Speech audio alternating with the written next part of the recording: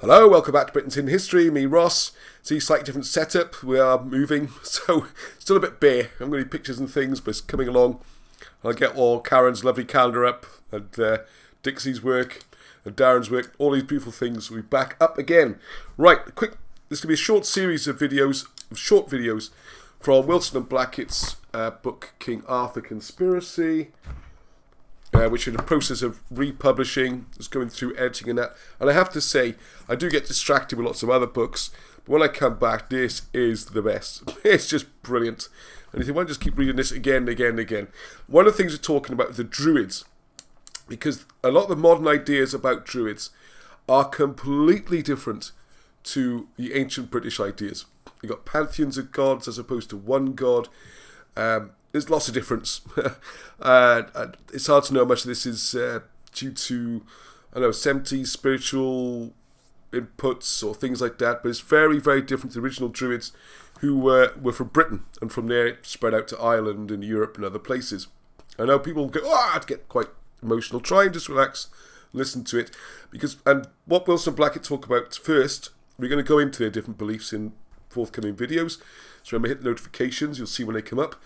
What we're going to look at, though, is where all these misconceptions come from, is this unduly reliance and importance placed on foreign writers, notably Roman and Greek, what's called the classical writers or the classics.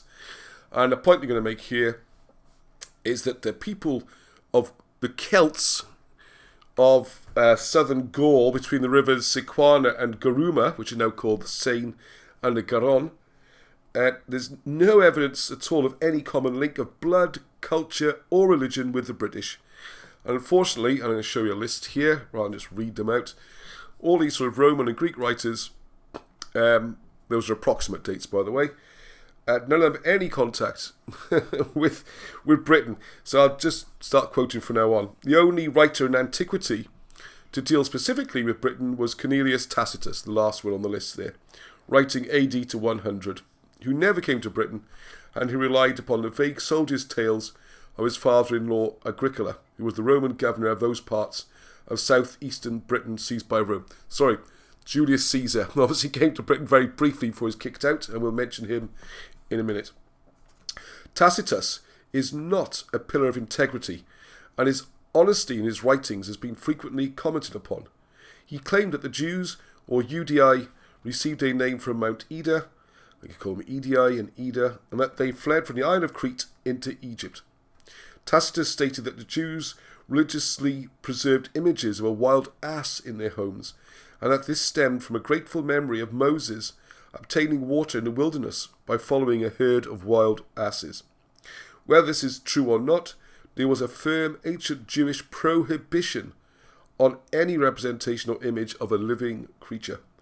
As there were large numbers of Jews in Rome during Tacitus's life, from the time of Nero to Hadrian, there would appear to be no justification for these remarkable and dubious statements. So if Tacitus could be so glaringly incorrect about the Jews, then his lurid second-hand propaganda accounts of the British, for example, desperately defending Mona Anglesey against Suetonius Paulinus, fall into a less than reliable category. Yeah, I love this. And the Roman indignation that the British could dare to desperately defend their homes, their territories, and their religious centres is in itself ludicrous.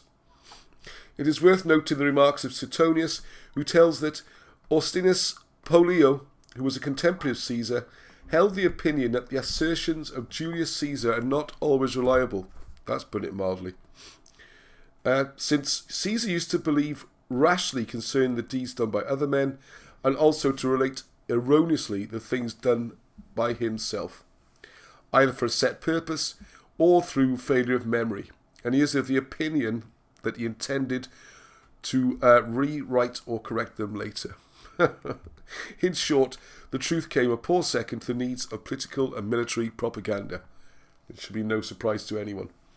Wilson and Blackett seek to show that there are no records of the ancient British Druid religion from classical sources, and that the only sources which are detailed and reliable, and which can to a great extent be checked, are the native British records. Why are they ignored? Why are they ignored? The Celtae of southern Gaul may have practiced a brutal religion, and they may have had a multiplicity of gods, but this has no connection with and nothing whatsoever to do with Britain and our British ancestors. The same applies to the various gods which were imported into Britain by the various tribal and auxiliary military units imported into Britain from all over Europe and the East by the Roman army. The god images of these foreigners were not British and have no affinity with Britain.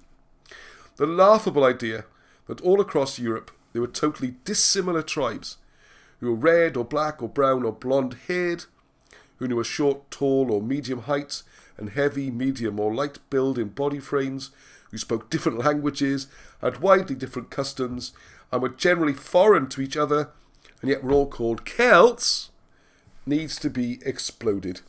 This academic premise is a total nonsense, and it speaks volumes for the poverty of thinking and the incapacity to research of those who spawned and supported it.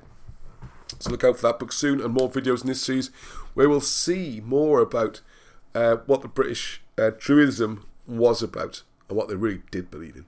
Join us for the next one. Till then, hope you enjoyed that. See you soon. Heddwch.